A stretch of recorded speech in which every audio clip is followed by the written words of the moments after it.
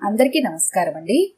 ఈరోజు మనం పాలగిరి వేణుగారు రచించిన 7 అడుగులు అనే చక్కటి కథను విందాం. ఇక కథలోకి వెళ్దాం. బజర్ మోగింది. తలుపు తీసి చూసింది సుమన. ఎదురుగా సుజాత నిలబడి ఉంది. ఆంటీ, అంకుల్ ఫోన్ చేశారు. నీతో ఏదో అర్జెంటుగా మాట్లాడారట. వెంటనే రమ్మంటున్నారు. అలాగేనమ్మా. సుజాత, పద వస్తున్నాను అంటూ తలుపుకు గడియ పెట్టి సుజాత వాళ్ళింటికి బయలుదేరింది సుమన.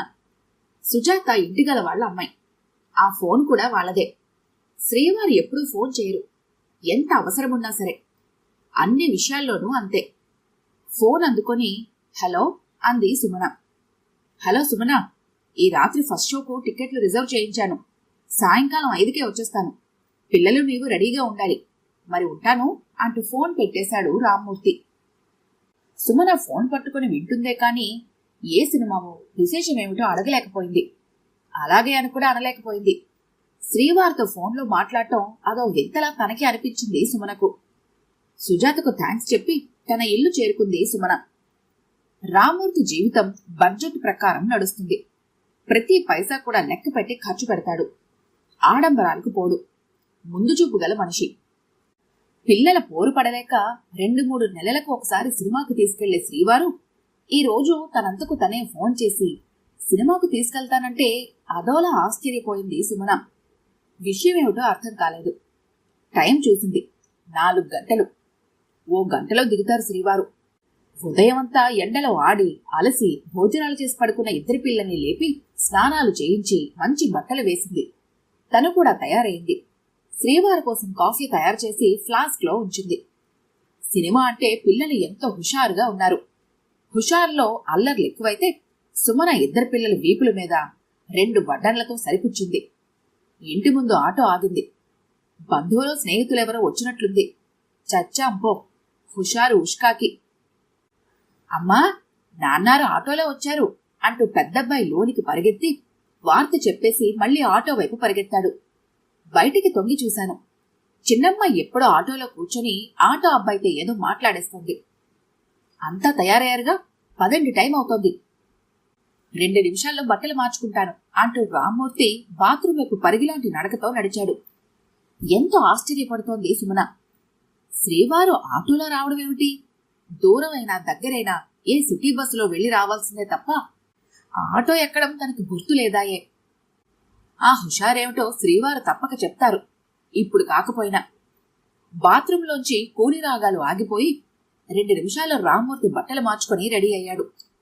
పద పద అంటూ తొందర చేశాడు. తలుపు తాళమేసి రామ్మూర్తి పక్కన ఒదిగి కూర్చుంది సుమన.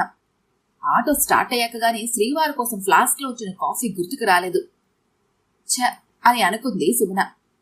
శ్రీవారి వైపు ఓరకంటితో చూసింది సుమన. రామ్మూర్తిలో సంతోషం, ఉత్సాహం కలిసి అదో లోకంలో తేలిపోతున్నట్లు. లాటరీలో లక్షలేమైనా వచ్చాయా? ఎన్ని రోజుల నుంచి కాచుకున్న ప్రమోషన్ ఏమైనా వచ్చిందా? ఏంటో అర్థం కావటం లేదు. సస్పెన్స్ భరించలేకుండా ఉంది సుమనకు. ఏ సినిమాకు వెళ్తున్నాం నాన్న అంటూ చిన్నమ్మాయి. ఫైటింగ్ ఉంటుందిగా నాన్నగారు అంటూ పెద్దబ్బాయి. శ్రీవారిని అడుగుతుంటే వాళ్ల వైపు ప్రసన్న వదనంతో సినిమా అంతా ఫైటింగే అంటూ జవాబు చెప్తూనే సినిమా పేరు చెప్పలేదు శ్రీవారు. సినిమా అయితేనే, చూడని సినిమా ఏదైతేనే తనకు. నాగేశ్వరరావు ఉన్నాడా? రామారావు ఉన్నాడా? కృష్ణ, శోభన అంటూ చిన్నమ్మాయి మళ్ళీ. అందరూ ఉన్నారర్రా అంటూ శ్రీవారు పిల్లలకి చెప్తున్నారు. అదేం సినిమావో మరి చూస్తేనే గానీ తెలియదు అని అనుకుంది సుమన. ఆటో మంచి స్పీడ్లో వెళ్తోంది. మరో 5 నిమిషాల్లో థియేటర్ ముందు ఆగింది. ఇసుక వేసినా రాలేంత జనం చెదురుమొదురుగా కనిపించారు. ఎలాంటి హడావుడి లేదు. ఇలాంటి సినిమాకు శ్రీవారు ఎందుకు టిక్కెట్లు రిజర్వ్ చేయించారు? సినిమా పేరు చూసి హడలిపోయింది సుమన. శ్రీవారికి పిచ్చి పట్టలేదు కదా? ఇంతకు సినిమా పేరేంటంటే ఏడుస్తూ 7 అడుగులు. పేరు మరీ దరిద్రంగా ఉంది. సుమన తన కాపురాన్ని ఈ సినిమాకు అన్వయించుకోలేకపోయింది. పెద్ద రష్గా లేదు. రిజర్వ్ చేయించారు. సినిమా బావుందనా అంటూ మొదటిసారిగా సుమన ప్రశ్నించింది. రష్ లేదంటే క్లాస్ పిక్చర్ అని అర్థం. క్లాస్కు మాస్ ఉండరు. ఏది క్లాసో ఏది మాసో తమ క్లాసో మాసో తెలియక తికమక పడింది సుమన. ఏదో సినిమా అంటూ చూస్తున్నాగా, కాని ఆ ఏడుస్తూ 7 అడుగుల పేరు మాత్రమే చాలా భయంకరంగాను ఘోరంగానూ ఉంది. అయినా భరించాలి ఓ 3 గంటల సేపు అంటూ మదనపడసాగింది సుమన. బెల్ మోగింది. రామ్మూర్తి వెంట సుమన పిల్లలు థియేటర్లోకి నడిచారు. ఏసీ అయినా ఫ్యాన్లతో సరిపెట్టేస్తున్నారు. లోనంతా వేడిగా ఉంది. సీట్లు ఎక్కడున్నాయని అడిగితే ఇష్టమున్న చోట కూర్చోమన్నాడు గేట్ కీపరు. సరిగ్గా ఫ్యాన్ కింద కూర్చున్నారు. మరో 5 నిమిషాలు గడిచాయి. బాల్కనీలో మొత్తం ఓ 20 మంది దాకా కూర్చుని ఉన్నారు. రామ్మూర్తి పిల్లలతో ఏవో జోకులు వేస్తూ నవ్విస్తున్నాడు. పిల్లల ప్రశ్నలకు ఎలాంటి విసుగు చూపించకుండా జవాబులతో పాటు కబుర్లు కూడా చెప్తున్నాడు. అన్నీ వింటుందే కాని సుమనకు నవ్వాలో ఏడ్వాలో తెలియటం లేదు. రామ్మూర్తి ప్రవర్తనలో మార్పు చూసి భయపడుతోంది సుమన. నాన్నారు నాకు నాకు అంది చిన్నమ్మాయి. ఏంటమ్మా అంటూ ప్రశాంతంగా రామ్మూర్తి. చిన్నమ్మాయి రామ్మూర్తి చెవిలో చెప్పింది. లెగుమరి సినిమా మొదలెట్టేస్తారు అంటూ రామ్మూర్తి సీట్లోంచి లేచి చిన్నమ్మాయిని బయటకు తీసుకెళ్లాడు. అవుట్ పాస్ ఇచ్చేవాళ్లు కూడా లేరు గేట్లో.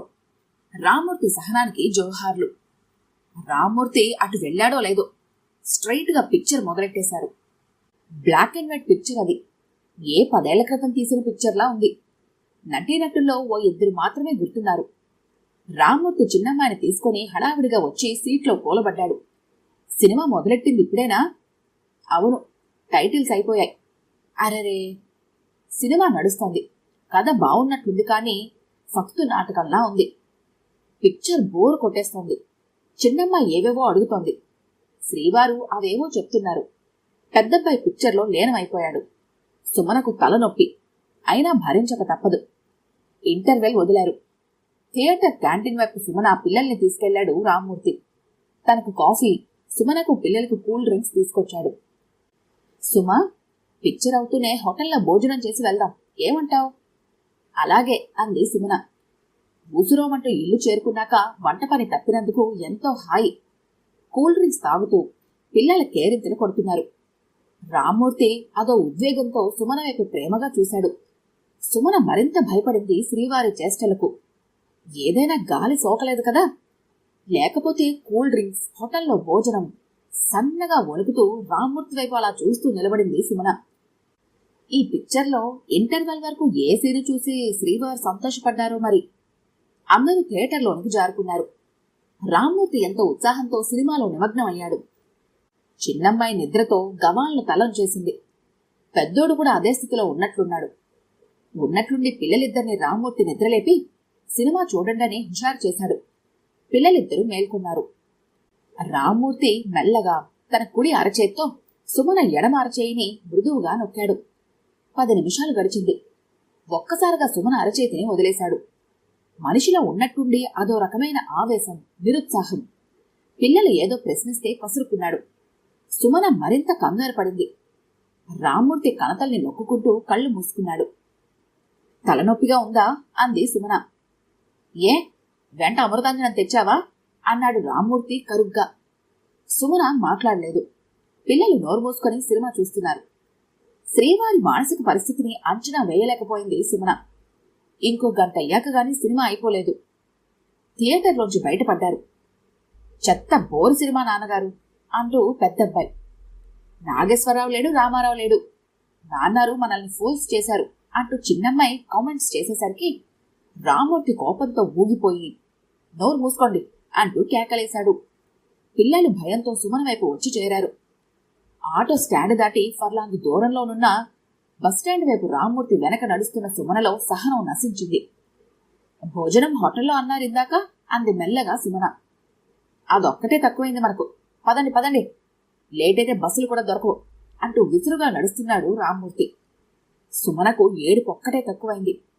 పిల్లలు నీరసంగా అడుగులేస్తున్నారు. బస్టాండ్ చేరుకున్నారు.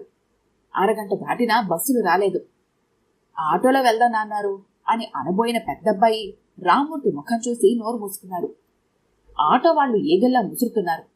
వాళ్ల మీద ఉవ్వెత్తున లేచాడు రామ్మూర్తి. ఇంకో అరగంట దాటినా బస్సులు రాలేదు. వేరే రూట్లో వెళ్తున్న బస్సులో జనం కిక్కిరిస్తున్నారు. పిల్లలు ఫుట్పాత్ మీదనే కూలబడ్డారు. సుమన శ్రీవారి వైపు ఓసారి చూసి అసహ్యంగా ముఖం తిప్పుకొని బస్సు కోసం ఎదురు చూస్తోంది. ఇంటికి వెళ్తూనే స్టవ్ మీద దండయాత్ర చేయాలి మరి. రామ్మూర్తి బస్సు కోసం రోడ్డు చివరి వైపు చూపు నిలిపినా మనసంతా కుతకుతలాడుతోంది. 11 ఏళ్ల క్రితం రామ్మూర్తి బ్రహ్మచారి. నాటకాల పిచ్చి. ఆ పిచ్చితోనే సినిమా పిచ్చి. నాటకాల్లో వేషం, సినిమా వేషాల కోసమే ప్రయత్నించింది.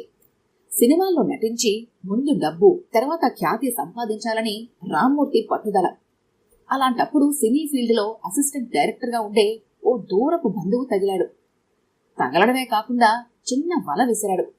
ఆ వల్లో పడ్డ రామ్మూర్తి ఓ 2000 ఎదురు డబ్బు సమర్పించి ఏడుస్తూ 7 అడుగుల సినిమాలో ఓ 10 నిమిషాలు తెర మీద కనపడేలా వేషం వేశాడు. ఇంటర్వెల్ జరిగిన 10 నిమిషాలకు ఈ పాత్ర తెర మీదకొస్తుంది. సినిమా మొదలెట్టిన ఆర్థిక ఇబ్బందుల వల్ల కొద్ది సంవత్సరాలు కుంటుపడింది. ఈ సినిమా అనుభవం రామ్మూర్తి ఆశకు ఉరిత్రాడు తగిలించింది. సంసారిక జీవితంలో పడ్డ రామ్మూర్తి ఈ చేదు అనుభవాన్ని మర్చిపోయాడు. తాను నటించిన ఏడుస్తూ 7 అడుగులు మాత్రం మళ్లీ పుంజుకొని నిన్నటి వారం రిలీజ్ అయింది. తను నటించిన ఆ పాత సినిమాని అనుకున్నాడే తప్ప మార్పులు చేర్పులు సంగతి తెలియదు. తన నటనా కౌశల్యాన్ని తన కుటుంబ సభ్యులకు చూపించి మెప్పు పొందాలనే ఆశతో తన వేషం గురించి ఎవ్వరికీ చెప్పకుండా సస్పెన్స్ లో ఉంచాడు. అందుకనే టికెట్స్ రిజర్వ్ చేయించాడు. కానీ సినిమాలో తన వేషం లేదు. కథలో మార్పు వల్ల తను ధరించిన పాత్ర లేదు. ఏమైతేనే తన వేషం గురించి ముందుగా చెప్పి ఫూల్ కాలేదు. లేకపోతే పిల్లల ముందు, సుమన ముందు నవ్వులు పాలయ్యేవాడు.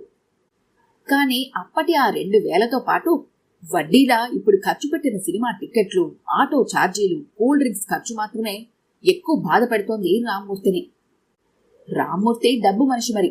సినిమాలో వేషం లేదని తెలుసుకున్నాక రామ్మూర్తిలో అదో ఆవేశం ప్రవేశించింది. ఆవేశం తగ్గటానికా అన్నట్లుగా చలిగాలి మొదలైంది. రామ్మూర్తి పిల్లల వైపు చూశాడు. మోకాళ్లలో తల దూచుకొని జోగుతున్నారు. సుమన కొంగు పూర్తిగా కప్పుకొని రోడ్డు మీదకు చూస్తూ ఉన్నది. కాని ఆమె ముఖంలో మాత్రం కోపం ప్రస్ఫుటంగా కనిపిస్తోంది. రామ్మూర్తి తన ప్రవర్తన తనకి సిగ్గేసింది. తనపై అసహ్యం ఏర్పడింది. పిల్లల వైపు, సుమన వైపు అదో జాలిగా చూశాడు. ఆటో అంటూ కేకేశాడు రామ్మూర్తి. ఈ కథ కనుక మీకు నచ్చినట్లయితే లైక్ చేయండి, షేర్ చేయండి. మరిన్ని ఇంట్రెస్టింగ్ కథల కోసం మా ఛానల్ని తప్పకుండా సబ్స్క్రైబ్ చేసుకోండి.